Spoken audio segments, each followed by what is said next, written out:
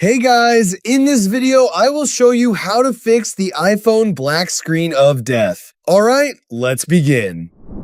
First, perform a force restart. Quickly press and release the volume up button, then the volume down button, and hold the side button until the Apple logo appears. Once you see the logo, release the button and let your iPhone restart. If it doesn't work on the first attempt, try the button sequence again. The timing is important, so make sure you quickly press and release the volume up and volume down buttons before holding the side button. If your iPhone still has a black screen, connect it to a charger and leave it charging for at least 30 minutes.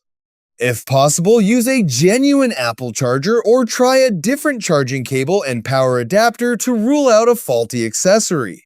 Next, inspect the charging port for dust or debris that could prevent a proper connection. If your iPhone supports wireless charging, place it on a wireless charger to check whether the charging port is the issue. So that's basically how you can fix the iPhone black screen of death. That's it for this video. Thanks!